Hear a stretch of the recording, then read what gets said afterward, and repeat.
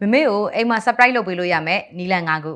ပြင်သွားစရာမလိုပဲနဲ့အိမ်မှာနေရိုးရှင်းရှင်းနဲ့အမေစိတ်လှုပ်ရှားသွားအောင်လုပ်ပေးလို့ရမယ်နီလန်၅ခုကိုပြပြမယ်ပထမတစ်ခုကျတော့မမေကိုတရက်တာအနာပေးဒီနေ့တစ်နေ့လုံးအိမ်မှုကိစ္စတွေအကုန်လုံးကိုသမီးလုပ်မယ်သားလုပ်မယ်ဆိုတဲ့ပုံစံမျိုးနဲ့မမေလုပ်စရာရှိတဲ့အဝတ်တွေလျှော့ပေးတာမိကိုတိုက်ပေးတာအိမ်မှုကိစ္စတွေလုပ်ပေးတာတွေအကုန်လုံးကိုကလုပ်ပေးပြီးတော့မမေကိုအေးအေးဆေးဆေးလေးတရက်တာအနာပေးနံပါတ်2ကမမေအကြိုက်လက်ရမမေကြိုက်တဲ့ဟင်းတွေကိုကိုတိုင်းချက်ကျွေးတာဒါမှမဟုတ်လေမမေကြိုက်တဲ့မုတ်တွေကိုကိုတိုင်းဝယ်ပေးပြီးတော့ပုံစံဆန်းဆန်းလေးနဲ့ပြင်ဆင်ပြီးတော့ကျွေးကြည့်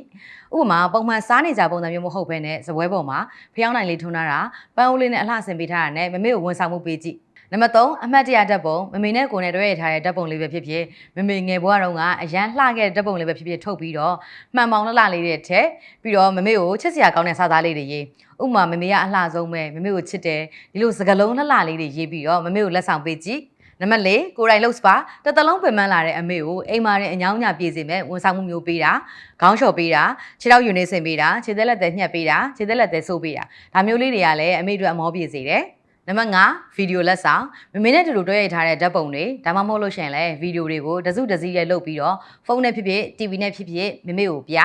အဲ့ဒီဗီဒီယိုလေးရဲ့အဆုံးမှာတော့မမေကိုကျေးဇူးတင်စကားလေးပြောတာဒါမှမဟုတ်လို့ရှိရင်လည်းမမေကိုကိုတိုင်းရင်ဖွင့်စကားလေးပြောတာမျိုးတစ်ခုခုပါဖို့မေးနေနော်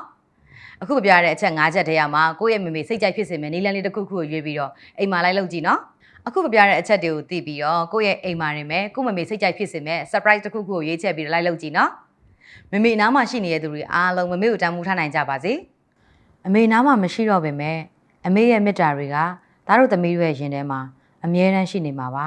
အမေများနေမှာမိခင်နဲ့ခွက်ခွာရတဲ့သူတွေအားလုံးစိတ်ချမ်းသာခြင်းကိုယ်ကြီးကျန်းမာခြင်းနဲ့ပြည့်စုံပြီးအမေကုန်ယူရမယ်သားကောင်းသမီးကောင်းလေးတွေဖြစ်နိုင်ကြပါစေလို့ဆုတောင်းပေးလိုက်ပါတယ်ဟေးထီဝီလား